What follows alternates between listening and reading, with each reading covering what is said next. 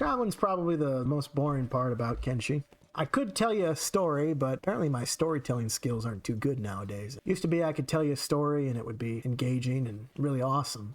But lately, my storytelling skills have been lacking. And I'll tell you why. I'll tell you why they've been lacking. So I am at my retail job. This happened. I'm at my retail job, and I am helping them activate an electronic device. We're trying to solve an issue for them. They're having an issue with their electronic device, and we're trying to help them out. And as we are waiting on the phone for escalation to take over, I decide I'm going to try to pass the time with a recent parable that I read.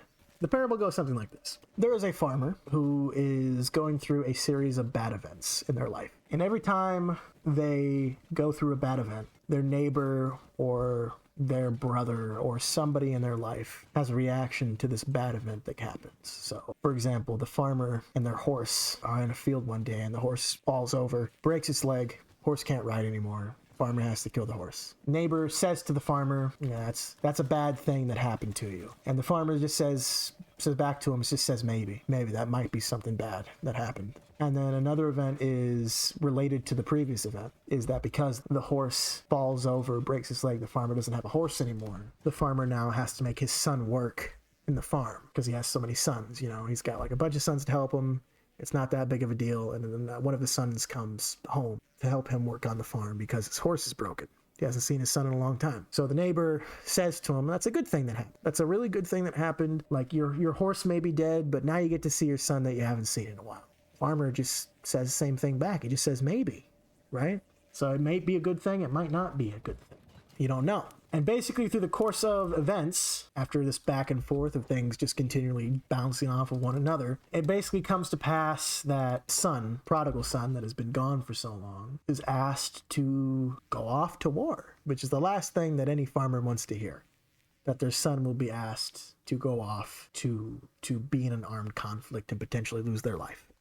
Last thing any father wants to hear. So what happens is more course of events happen. And again, every time the neighbor has a reaction to it about whether or not it's considered a good or a bad thing. The boy's training on a horse, because assuming this is around the time where horse warfare is a thing, cavalry charges and everything.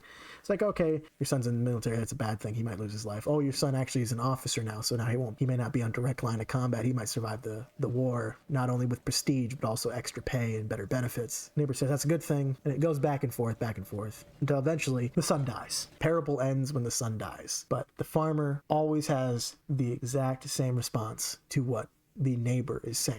Neighbor changes his mind every day, it seems, whether or not something's a good or a bad thing. Doesn't think about what might happen in the future, doesn't think about how things were connected. Everything is a definitive good or a bad thing. There is no in between with this neighbor. So neighbor changes his mind all the time, whether or not something's good or bad. Farmer always has the same answer, understands that life is gray. Neighbor thinks black and white, farmer thinks gray. Gray is better thinking. That's what the parable means. That's the whole point of it. Basically what I was trying to say to the person at the retail store when they're having issues is like, hey, not everything is as it seems. You don't know the kind of things that could happen because of this. For all you know, you being here instead of somewhere else might have saved your life or have prevented a bad thing from happening. You can choose to think of it like that instead of dealing with a stressful situation in a bad way. The way that I told you that story is not at all the way that I told this person this story. I was jumping all around. I was confused because I was focusing too much the specifics of the story. This happened, then this happened, then this happened, then this happened, then this happened, then this happened, and this happened. See?